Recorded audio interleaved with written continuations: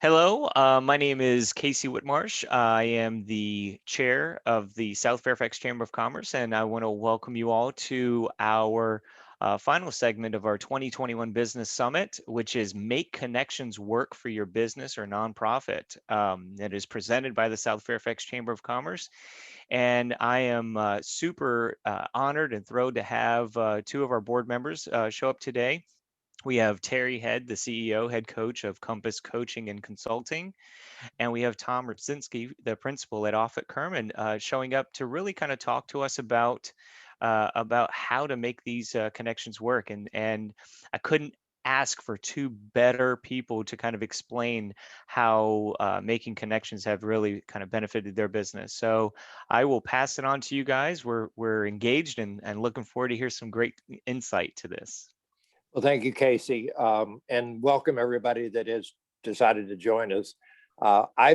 Something dawned on me a little while ago. I've actually been listening in to every one of the presentations we've had today, and I think we are the sixth business development workshop or roundtable, however you want to refer to it, that the Chamber has put on today, and they've all been excellent. I mean, really, really great presenters. But what dawned on me is that with maybe one or two exceptions, and that might not even be the case, all of the previous presenters are experts in their field. I mean, the subjects that they were talking about, the subject matter expert, it's what they do for a living. And that's not the case here with Tom and I. I mean, we don't make our living networking. Maybe we make a living by networking, but we don't make our living talking about networking. So this is going to be maybe a little different than what the other sessions have been, maybe a little bit more in the way of practical experience, what's worked for Tom and I, what hasn't worked for Tom and I, because there's plenty of do's and don'ts when it comes to making connections, networking. And some people like that term and some people don't. Some people don't like the idea, are scared of networking. And maybe hopefully some of the things we'll talk about will help you get over those fears. I'll let Tom do a little bit of a self-introduction in a second, but so you have an idea of where I come from, and if I'm qualified to talk on this subject, it's because I'm old or older, in my 70s, and I've been lucky enough to have been blessed with basically what I call three careers, three connected careers. I started in the moving business right out of high school as a driver's helper and worked my way up through the warehouse and into the office, and then into sales, and from sales into management and into ownership. And it really was my network that allowed me to do that, both within the company and outside, particularly when I was doing sales, and after that, sales management. And then my third career was, after 30 years in the moving business, I became the president of a trade association, a nonprofit that represented people in the moving business, basically around the world, because we had members in 170 countries. And no question, my network there was probably the biggest asset I had. And then my third and current career, after retiring, I enrolled at George Mason and took a course, a curriculum on leadership coaching. And that's what I do. As my title suggests, I am a sole proprietor of a coaching and consulting firm. And I am very proud of the fact that all of the business that I've gotten in that endeavor has come through my network. So if anybody is a good example of where networking pays off, I think I'm it. But I believe Tom probably has a similar story, or certainly relies on in his business the networking and reciprocity that comes with networking. So Tom, let us know something about you and how you brace networking or making connection, as the title of the session says. Thank you, Terry. Well, I am not nearly the eminence grise that my colleague, Mr. Head, is. I too have been fortunate to build a career, to make my bones, as it were, with a background of two parents in sales, and learning very early on that it's not just being a salesperson that makes sales relevant. And whether we call it making connections, networking, or salesmanship, really everything in business, and really to a great extent our personal lives, our business lives in general, is about that same relationship building. And I wouldn't be where I am today as a principal in a regional law firm, Offutt Kerman, without the recognition and the ability to really be constantly focusing on, and I mean constantly focusing on a daily basis, if not more frequently, on making those connections, networking, and building those relationships, and treating every interaction, every personal interaction really as an opportunity for future networking, future involvement, if not with the individual or individuals I'm currently speaking with, then someone they know or someone they know that they know, and working it that way. So I truly have built my legal career, as I did my brief entrepreneurial career before that, on making those connections and building that relationship. But so Terry, enough about our sort of how we've been able to get where we are. How should we start by telling people where they might begin? Well, as the slide just came up, it's been interesting that in the other sessions, the question of why you're doing something has come up a number of times. And I was very pleased to see that, because we've built our planned talk around the why of networking, which is why it is so central, as the slide would suggest, to what we do in the form of networking. And, you know, it's interesting in the COVID or post-COVID environment, networking takes on maybe even a different flavor, in the sense that so much of what we're doing now is virtual, where before, when you thought about networking, it was always in person. It was, you know, going to the chamber meeting or a business networking event, or maybe meeting somebody at a social event, or a school function, or a sporting event, or something like that. So it really is interesting that you take on a mindset, and I'm setting Tom up here because Tom has a great quote, which if anything you get out of this session, you need to be focused on being top of mind. And Tom uses that a lot. And that's really what... It's the focus. And if you're not building everything you do on that idea of being top of mind, you're missing out, because we don't have to sell. Rarely do I focus on selling my own services, my own legal services. It just, frankly, it doesn't lend itself well. I'm a litigator. It's really tough to sell someone on, well, when you need a good litigator, give me a call. You hope never to need a good litigator, first of all, let's be clear. So really, you're selling a service that most people hope never to be in. And when they find themselves in it, it really isn't that you want to get a call because they think, oh, what litigators do I know? You want them to call because they think of you. You're an attorney. You're the person they go to for help connecting, for help when they want to meet someone, for help when they need a plumber, for help when they need anything. And so I have constantly keep top of mind for myself. How do I remain top of mind to those who are likely or who might introduce me to someone from whom I might anticipate getting work, or who themselves might someday need my legal help? And you're right, Terry, it has to be at some level ingrained in your thinking, not for what you do, right? I'm a litigator, but for what I want others to be able to think of me and come to me when they need what I do. Yeah, it's true. In my own practical experience in the moving business, again, not a service that you can go out and convince somebody they need. They call a mover when they're going to move. but you want them to call you. You want your company to be top of mind. In my nonprofit sphere and running the association, I was often referred to as, and this is going to sound egotistical, but I was often referred to as the world's leading authority on international moving. Wasn't because I knew everything about international moving, but I knew who knew. So it was reciprocal in the fact that when somebody had a question about moving, be it a mover or somebody was going to move or a company who was going to transfer a bunch of people, I wanted them to think about calling my association or me first. And then I could point them to other people, which is where the reciprocal nature of being top of mind comes in. You may not have the product, you may not have the service that the person is looking for, but you may know who has that.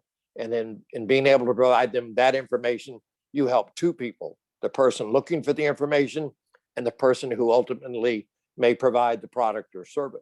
So it really is something that, again, you want people to be you want to be top of mind in anybody else's mind, no question. We focus on the phrase making connections, and in doing so, I always focus when I talk to people on the topic, you want to be the connector, right? You want to be the one who is making those linkages, who brings the people together.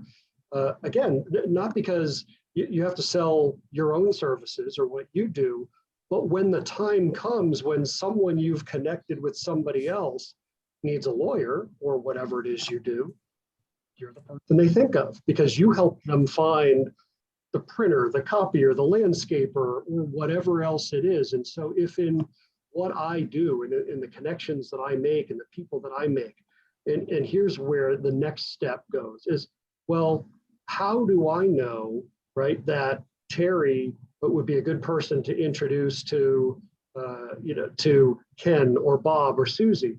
I have to listen. I have to know about what it is they need, right? And so I spend so much of my time, hey, what is it you do? And then from there, what do you need? Well, how do you get to there, right? Where's your best client, right? And when you hear who the best client is or who uses your services, right? Think, okay, well, I might know someone who might need that service. And if it's not today, then it's later. And it's making those connections and planning on making those connections by asking the right questions. Yeah, I think there's another part to that is ensuring that the people you are referring people to, if you're making that connection, ensure that that person knows you took that step to connect them, because that's going to, again, make you top of mind to them. So when they have a need, they'll know to come back. You'll be top of mind to refer them back, refer somebody else back to you. It is very reciprocal. And the more you realize that and think about it being reciprocal, the better everybody is. That's how the cycle of connection is made and kept and flows for sure. You use the term reciprocal, and I was going to play off of that. A lot of people fear networking and referral opportunities for a host of reasons. But one of them is this sense of reciprocity or an expectation of reciprocity.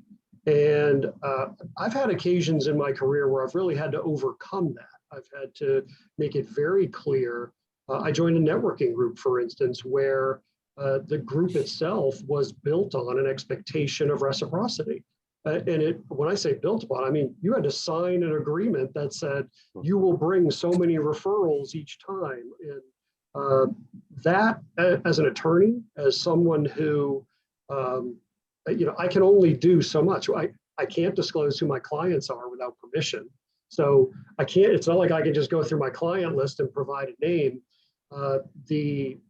That was a barrier to this idea of what people think of as reciprocity.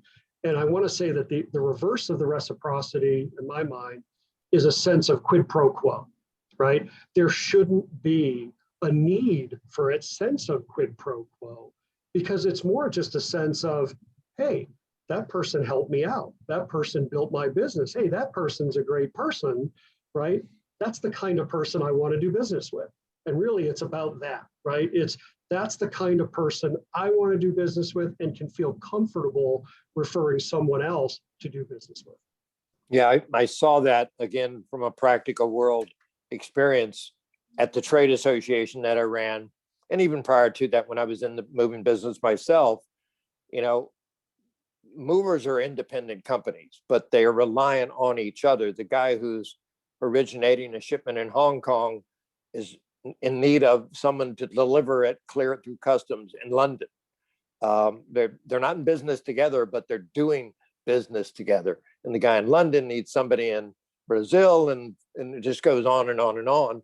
And I always found myself in the middle of somebody asking, well, who's a good agent to use in London?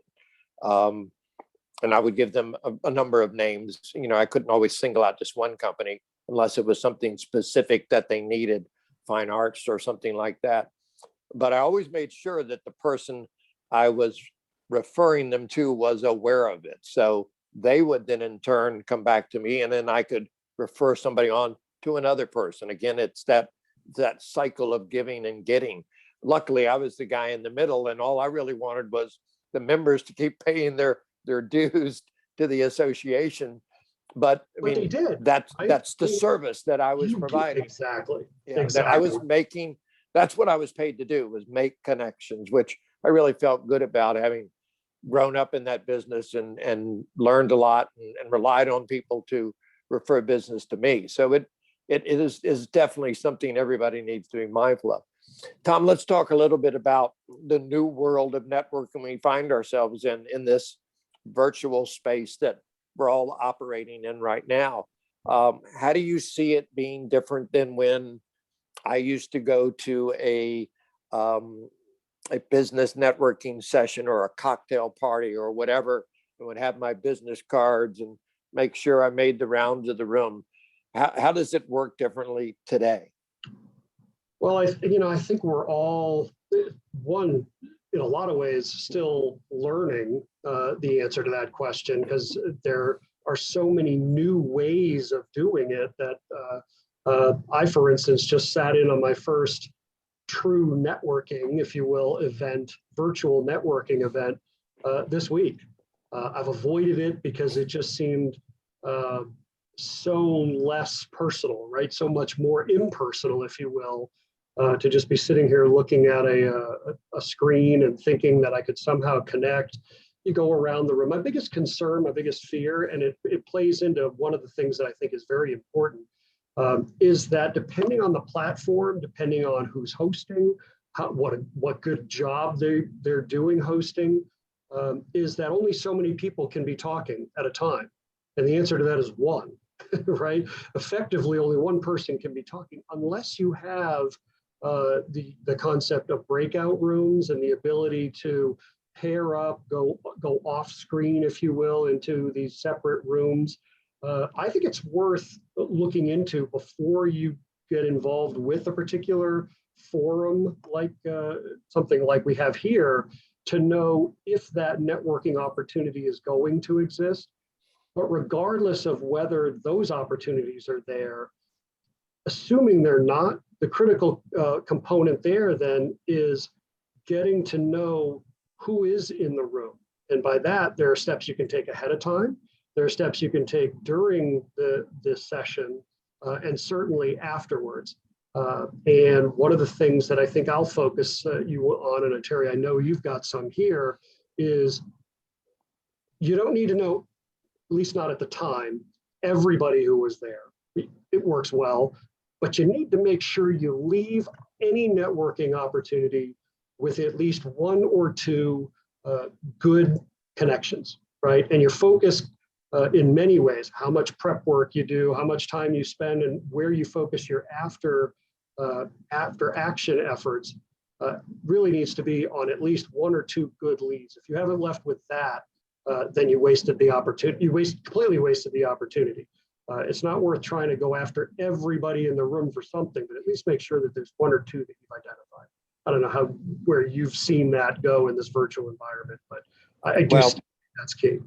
yeah, I think you tagged it appropriately by saying it's a learning experience, because I will tell you that I have learned over the course of the last 6, 11, 12 months since we've been dealing with isolation or remote working, that in order to get something out of the time I invest in being on a webinar or a panel discussion or whatever, I need to be focused on following up, just like you would in an in-person meeting that you might have where you met a good lead or a good contact. And if I will tell you, if I wasn't a presenter on this one, I'd be down here at the bottom of the screen, scrolling through, seeing who was on this call or looking in the chat list of who the participants are. And here's a tip somebody probably even on this call should be aware of. You need your first and last name, because I'm going to look you up on LinkedIn. If you say something during the call or you share something that really sparks something in me, I'm going to use the opportunity of reaching out to you after the fact and say, wow, I really liked the comment you made about blank, whatever that was, or thanks for recommending the book that you talked about when that subject was being talked about, or whatever it might be. Just making, again, there's the word again, the connection with person. And then hopefully from that connection will grow into a relationship where perhaps you'll do business together, but at minimum, you'll be able to be top of mind. There's that phrase again, top of mind, when that person needs a coach in my case, or a consultant in the areas that I specialize in. So it's really, I think in the virtual space, it's even more important to be following up, because otherwise you've just spent time looking at a bunch of people on the screen and maybe taking some notes, and you've really not walked away with anything other than some knowledge, but you've not made the connections you could have if you do some of the things that I'm suggesting you do. Guys, there's so many. Go ahead.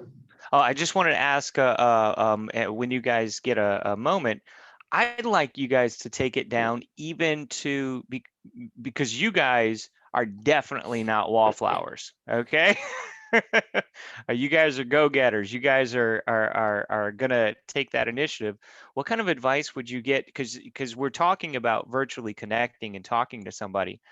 I mean, can you guys break it down even to that minute level of just an introduction? I think that's important for people to understand. Right. I'll use an example just from the one I attended this week. And as you say, break it down, give an actual example, but I'll give a couple practical pointers here. The chat is a useful tool. It's more than just raising questions for the presenter. It is the virtual footprint of this call, and it is where everyone who's on the call has an opportunity to, one, make your presence known, and you shouldn't be relying necessarily on the coordinator of the chat. Everyone can do it right now. If you click on the chat and open it up, I learned that down below where you type a message, there's a link there that says file. And if you click on the file, one of the things you can do by clicking on those options and clicking to the right of it where you've got the 3 little dots, it says save chat. And so during the course of a meeting like this, it behooves one to just put your contact information in there, right? And say, hey, here I am, just Tom Ripsinski, Offutt Kerman phone number. And people will do that. Sure, it's a little bit distracting if you've got it up on the screen. Maybe you're not paying 100% focus, but it does what Terry talked about, which is you've left a footprint there, and anyone can now respond directly to you. They could copy just that information if they had it, or ultimately copy the entire chat. And if they haven't done that, then what you should do is type in the chat, hey, will someone be saving this and circulating it to all of us? And that saves the trouble, because as an organizer of an event like that, yes, that's something you can and should be doing, I think. And it is a specific lead.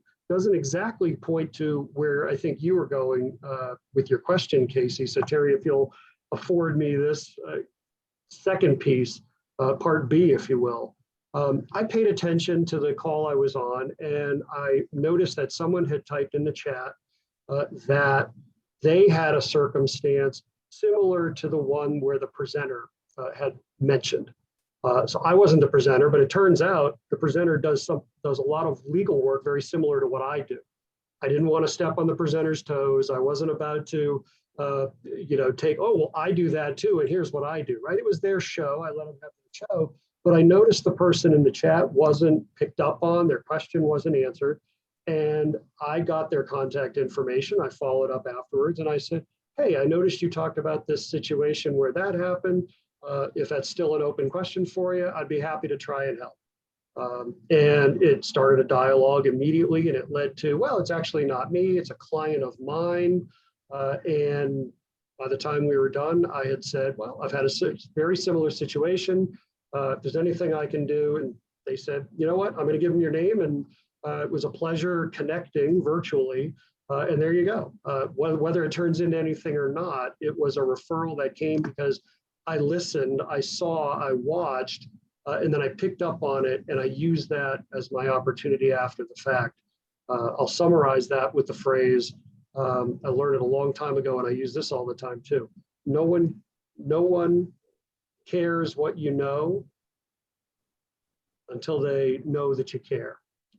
And I use that as a guidepost for figuring out how I'm going to go into each conversation, right? If I'm listening, if I'm picking up on the cues, I care at some level about what this person's saying to me, and I'm listening. So I think I got a part C and maybe a part D in there, Terry, but I'll throw it back to you. I'm sure you do. We hopefully we'll have time to get to those, but it triggered something in my thinking. And when you're in a situation like we are right now, it's a chamber event. We have the commonality is that we're all hopefully members of the chamber or want to learn from the chamber. But many of the other things that I get on in a virtual world are specific to the business that I'm in, which means my competitors are on the call as well. And I will tell you, I've gotten more connections, more business as a result of connecting with my competitors than I probably anything else. Sometimes it works to my advantage, sometimes it doesn't. But everybody likes to talk about what they do. Everybody likes to talk about the successes they've had in their business. When I was in sales, I did more listening because people would drop names of clients and accounts and everything else, and I would just follow up on that. But in my coaching practice, most of the webinars and educational things I'm on, it's other coaches. But in the coaching community, we all have what we commonly refer to as our niche. In my case, it's pretty broad. I focus on people in transition, both in a personal and a professional manner. But then there's other people that focus on educators, healthcare, whatever it might be. They have their own niche. So when I've made the connections with people that are potentially competitors, other coaches, and something comes up that they don't feel comfortable or aren't interested in, I want to be top of mind to be the guy that they refer to. And the way that happens is I got to be the guy that keeps them top of mind, that refers people to them when it's something that I don't want to engage in or don't have time for. So that's again, true. The competitor concept, though, may not translate well across all industries, right? And so I'll say that I've had opposing counsel, on cases, but I did a study one time of my own. And by the way, don't laugh. If you're not doing some self-reflection, if you're not really analyzing, you're not figuring out your why, right? To know your why, you gotta really analyze sometimes. And I wanted to figure out where I should be networking, how I should be networking, where was I getting my business that I had, and how was I going to grow it?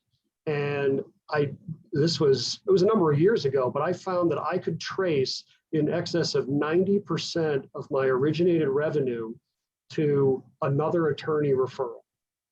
Now, at the time, I included an attorney referred me a client, and then that client in turn referred me a client. I treated that as traceable back to some other attorney. So it wasn't always my competitor, but as you point out, that concept of niche really can make a difference. And in most industries, you can at least carve out a niche, even if you do have overlap with someone else who might be a direct competitor for a certain part of what you do, whether it's insurance, right? Maybe you both sell life insurance, but you both don't sell something else.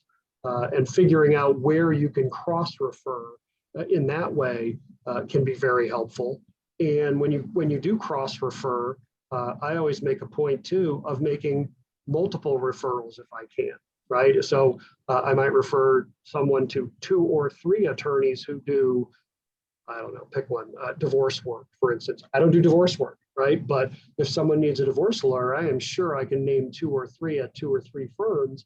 And then I always make a point to go to them and say, hey, by the way, I've referred someone, you pointed this out before, and talk about opportunities lost, right? You make 3 referrals of divorce lawyers, in this case, to a prospective client.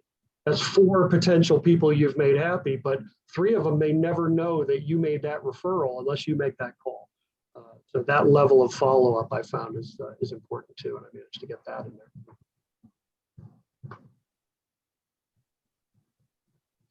there. You know, we talk about, as the slide references, brand and name recognition, which is important, certainly. And again, it's just another way of perhaps saying top of mind.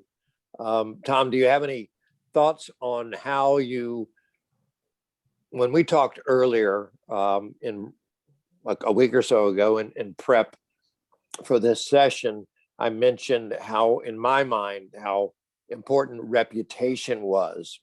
And one can have a good or bad reputation. And one can make that good or bad reputation, both in a in-person setting or a virtual setting.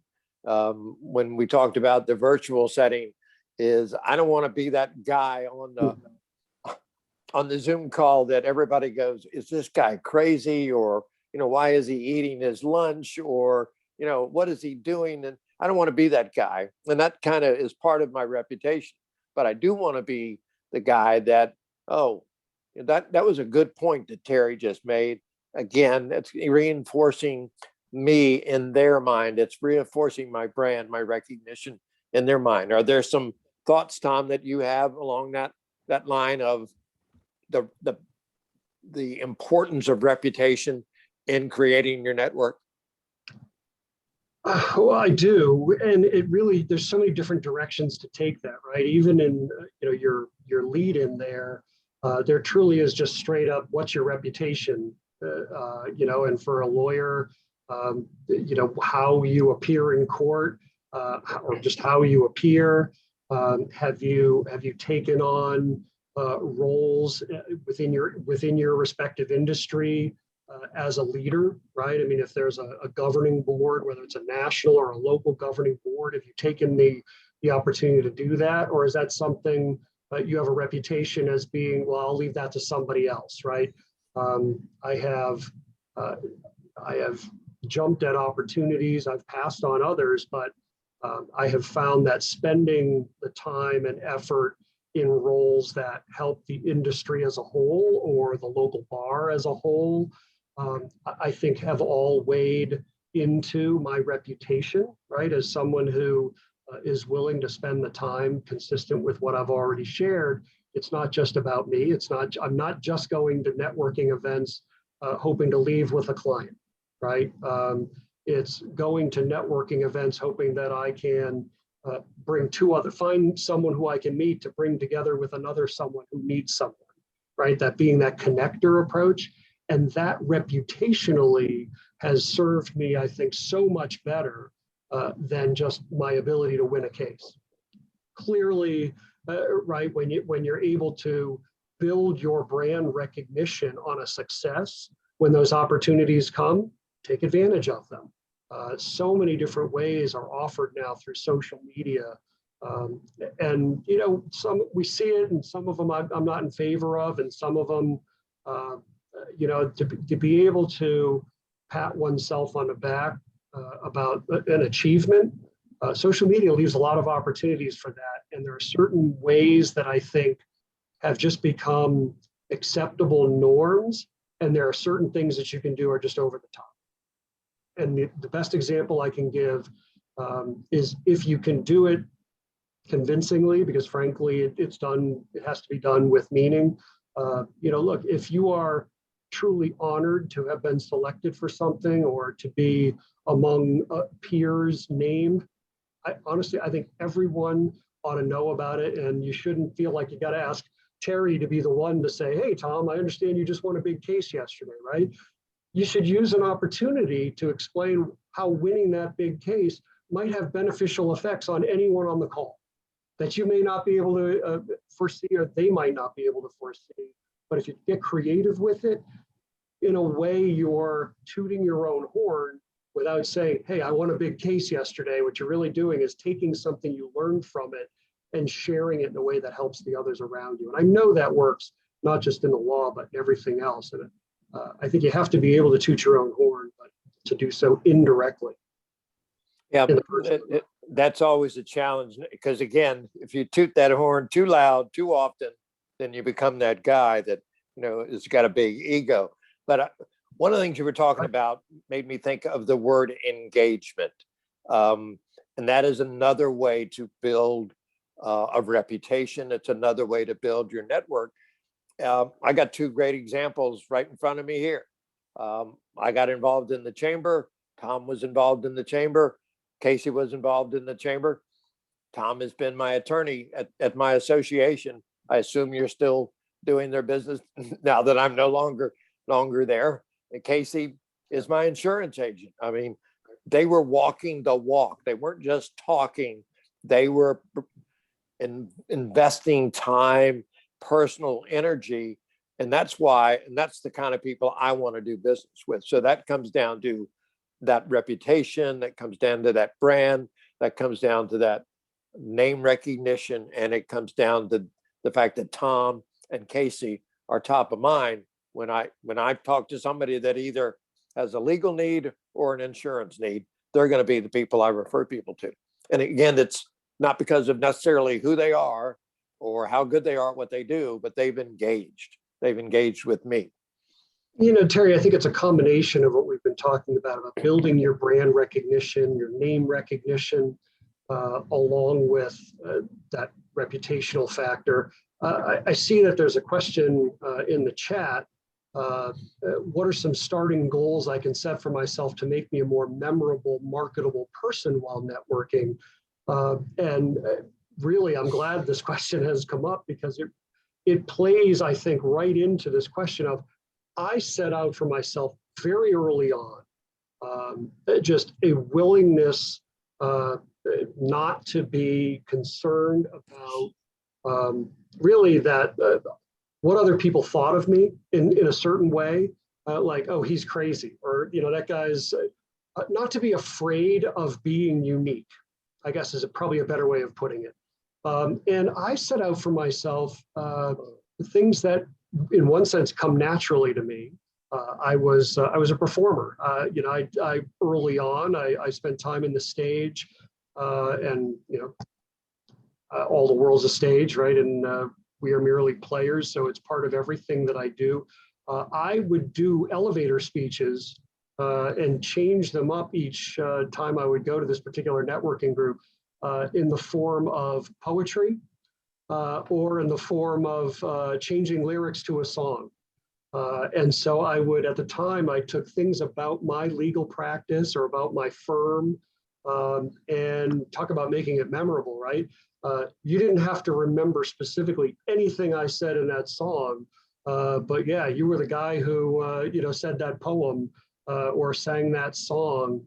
See, you just can't be afraid to be different or stand out in that way. That's not going to work for everybody. But for me, I then had to deal with the reality of being told by a senior attorney, you know what, that's really not the type of clientele. A client who might be willing to see through that and think you're going to be a great attorney isn't the kind of a client we would want. And I thought, wow, how short-sighted, right? But yeah, I had to temper it, and I had to decide when was it right and when was it not right. And I do that. I do that all the time. Stand out, be willing to stand out, but still go for what you were describing, Terry, right? And show that I can walk the walk and talk the talk as much as anything. Yeah, and I think you just hit on something, and to answer part of the question the person asked about starting goals, make sure you have your elevator speech. And I've read a couple different things. People say that should be 15 words or less. And I have fun with mine nowadays as a coach. When somebody asks me what I do, I say, well, I'm a navigator. And of course you get a look like, well, what do you mean you're a navigator?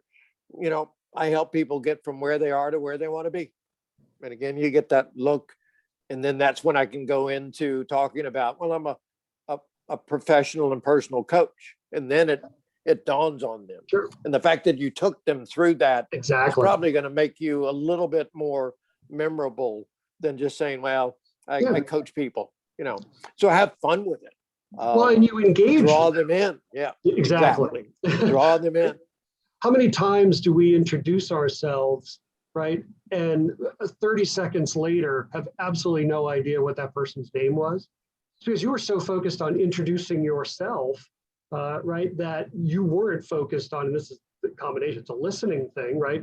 Go in saying, I'm sorry, I didn't catch your name. Let the first thing be that you getting their name, and there's 100 tricks, 100 different ways they talk about how to remember certain things.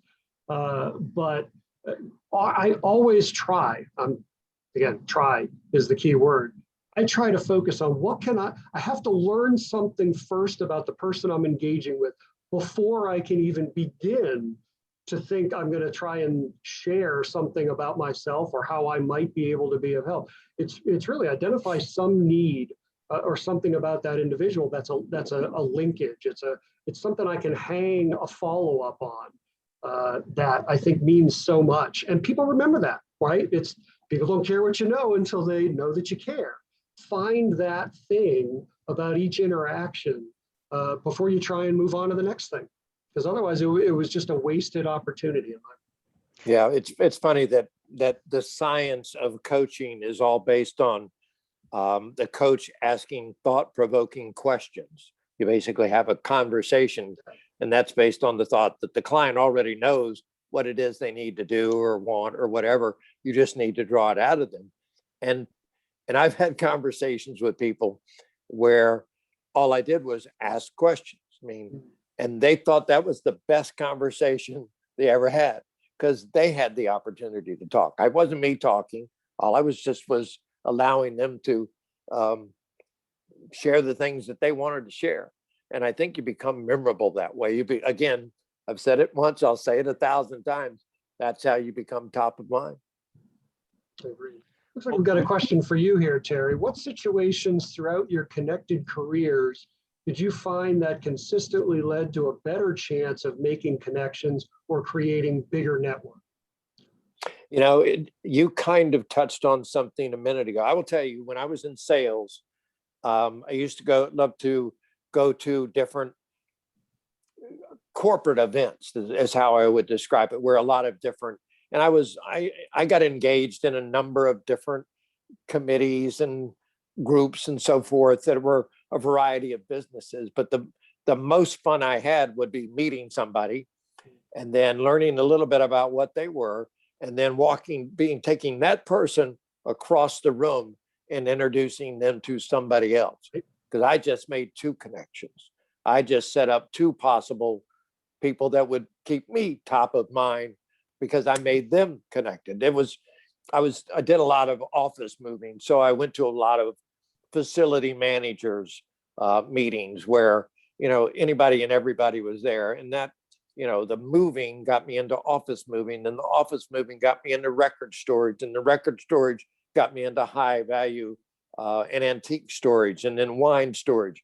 It was literally just one led to the other. But because I was good at one, people would recommend me for the other, whether they'd used me or not. So again, it's that cycle of things. And it's just really a matter of talking to people. And Yeah, you're I right. recognize that not everybody is comfortable in doing that, but I've never seen anybody. Yeah, there's some people out there that are kind of rude, but if you come on right in the right way, people will talk to you. People will want to talk to you and learn a little bit about you and a little bit about your business and what it is you do, and more importantly, what it is you can do to help them. It's absolutely true. And while we're dealing both with this in-person, virtual, dichotomy and how things are different or how things are changing, really there's so much of it. I'll just give a couple practical tips. I realize, our time here is short, but there were at least a couple things that I wanted to throw out there so that you can at least say you took away something concrete from today. Networking do's and don'ts. As true as it is in the personal space, you talked about, Terry, bringing someone across the room to make an introduction. Introductions are key, right? Be the facilitator, certainly, right? That's for all the reasons we talked about. But something as simple as turning a shoulder, opening up a conversation circle that, whether you intended it to be that or not, we so often in a social environment, a second or third or fourth person will come in. Well, we'll naturally gravitate towards this circle. Well, for the next person, they're on the outs. They're not in the circle. And just something as simple as opening up to see, when you see someone outside the circle, say, hey, join us. Or we were just talking about whatever, maybe you have something to add. That opening up. Now, how do you compare that in the virtual space, right? It's the being able to engage someone else in a conversation that they might not have had the opportunity, or you saw, even better, you saw that they tried to say something, but they got cut off by someone else. Use that opportunity to say, hey, Susan, I saw that you had something you might want to add to that, right? You've now helped them make that next interjection and become part of that conversation. I'm always looking for those opportunities. And then there's one as simple as the comparison in person. We're going to shake hands, or we're going to bump, or we're going to do whatever we're going to do nowadays. We're generally going to do it with our right hand. Don't hold a cold drink with ice in your right hand. Hold it in your non-shaking hand, so that this one, before you go to shake, isn't that cold or wet, or you got to wipe it off, or you got to do whatever. That can be embarrassing. Similarly, you want to make a good first impression on how you look or appear. Know what you're showing to whoever's watching. Your environment matters. What you're dressed as, how much of what you see, how many people have you seen from the nose up in a conversation like this? And lighting is key. It's worth it. People recognize when you've taken an opportunity to make sure that you're putting your best foot forward. Do it virtually just as you would if you were doing it in person.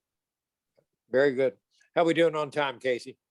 All right, we're doing great. We've got probably about another 5 minutes before we can wrap. We need to start wrapping it up. But I mean, you guys have just been sharing some amazing information.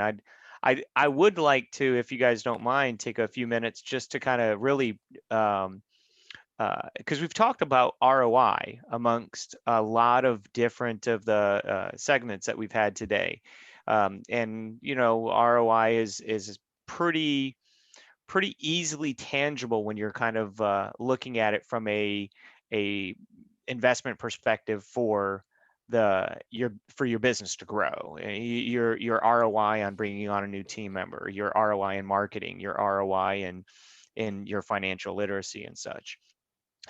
Can you guys explain the concept of ROI for establishing network connections? Yeah, it is a little different when it comes to networking, but I think it's still probably the same analysis that you would apply.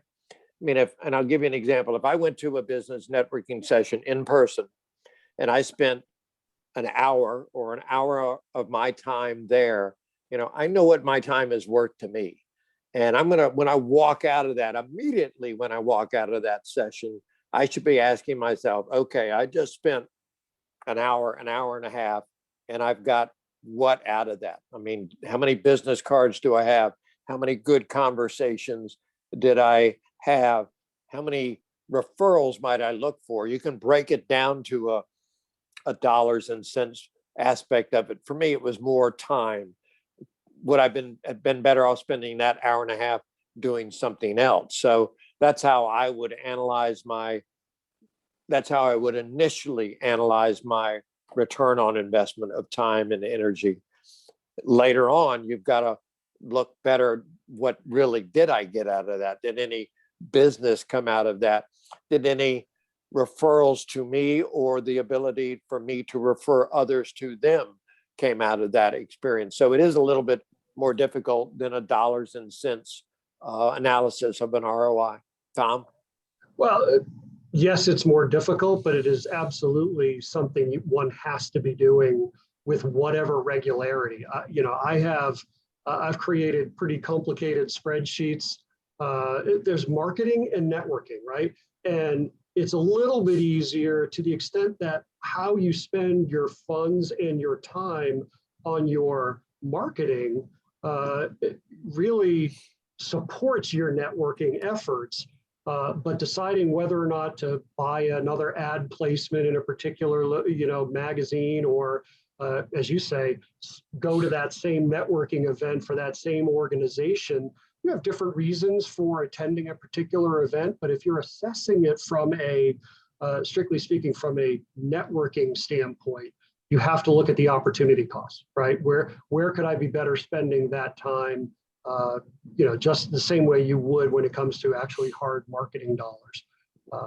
That's where you get your ROI, right? If I get one referral out of giving a seminar to a group of divorce lawyers, for instance, who might refer me one type of case that they don't do because they only do divorce law, that was an hour well spent, because I can assure you whatever that one referral led to was going to have justified the hour I spent in that presentation or the several hours I spent leading up to it. But the next time I may find that I get more referrals out of a group of bankruptcy lawyers than I get out of a group of divorce lawyers. That's where I'm assessing my ROI. So I think it's a different mindset, but you're still thinking about it relative to what else you could be doing. And that's the definition of opportunity cost. Wonderful. Go ahead. I'll just share a story. Again, this is many years ago when I was in the moving business, and I used to spend anywhere between a quarter to close to $500,000 on yellow page advertising. Because in the DC area, if you were a mover, you had to have the biggest ad, and you had to be in, I don't know, back then there were like 12 books. Yeah. Every county had a book. Virginia had a book, Maryland had a book, DC had a book. So when you start running ads and all those, it added up very quickly. And you could track how much of your calls for moving came from your ads. But it dawned on me, I could take that same money and hire 3 more salespeople, and they were more effective on the street looking for the kind of business I wanted versus the kind of business I was turning away.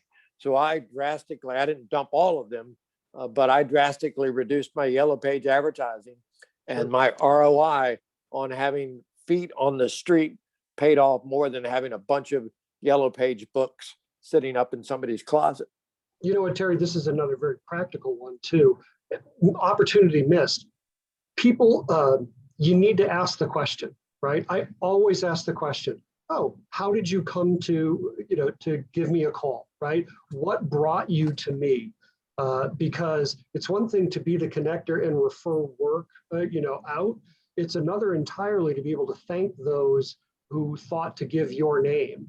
And so it does, again, same thing, right? You're following up, you get both ends of that. You can help thank the referrer as well as have that potential work. But it's an opportunity to recognize ROI, right? What if I don't know where that lead came from or what generated that lead? I have no idea what I did right or wrong, right? in particular to be able to get that work in the door. So you have to think whenever that comes in, how'd you hear about me, right? Was it my advertising? Was it word of mouth? Because if it's word of mouth, there's definitely somebody I'm going to thank. And that's a practical one that you should constantly be thinking ROI. In order to do that, you got to know where the work's coming from. Casey, Absolutely. we're going to be hanging out here, if I think for, at least I'm going to stick around for a little bit. I know we've got a happy hour coming up that you're going to talk to, but if there are people who do have questions or want to just hang out here after we end the session, I wanted to make sure they knew that that's an option.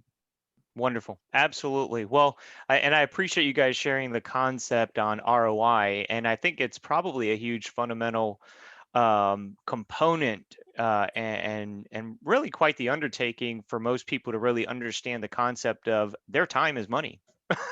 So, and sometimes you have to invest your time, thus your money, in establishing connections and building that. And now I always, as I've done all day, I want to share my takeaways for today.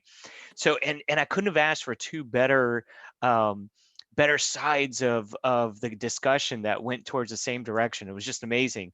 So my takeaways on Tom's side, you made and I'm going to give you credit to the top of mind because Terry gave you the credit for it earlier.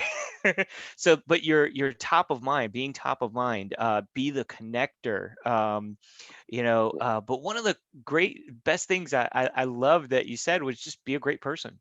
Okay. I mean, I think people take that for granted. You could be the most knowledgeable person in the room, but if people don't like you, then they don't like you. Okay. So be a great person. And Terry, your words of wisdom, I loved your concept of you got more business from listening.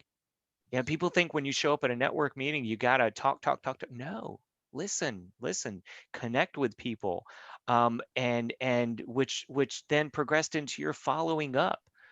It's funny. I actually mailed out a handwritten card to somebody to thank them, and they called me up thanking me. They're like, "Oh my God, I haven't received a handwritten Yeah. card in forever." And Yeah. so it was just the concept of following up to somebody. It's amazing, and that all summarized into just the other component that I took away from Terry, which was just engagement. Be engaged, folks. Just don't show up assuming, quite candidly, and pardon the expression, but don't show up being a leech. Show up being a giver. Be part of the ecosystem. Okay. So, but thank you guys for definitely the words of wisdom. Love the concept of turning the shoulder, inviting people to the conversation. All great stuff to share. We will have this continue going on. So if you guys want to stick around and ask any additional questions from our panelists, that'd be fantastic. You're more than welcome to. Most importantly, we definitely want to thank both Terry and Tom for showing up today and sharing with us things that have guided them to success in their businesses and respective fields. We also want to thank our sustaining members. So it's crucial for people to understand that without your participation and your support, we couldn't be putting on the segments that we've been putting on, the presentations, just kind of spreading out the message. We've had some great segments today, and they should be living online shortly. But thanks to our sustaining members for joining us and kind of giving us the why and what we do. And then last, please make sure that you follow us on Facebook, LinkedIn, Twitter, Instagram. We're all over the place, and really just a means of just trying to kind of establish open lines of communication. Really, we want to do what both Tom and Terry said. We want to connect people, and that's our goal, really, and the reason why we're here for everyone. So lastly, we will be starting at 6 o'clock for our update on the chamber activities and our initiatives and kind of a meet and greet and our happy hour. So we've got a lovely surprise to be sharing with everybody, and we really hope to see everybody at 6 o'clock. So thank you guys so much for showing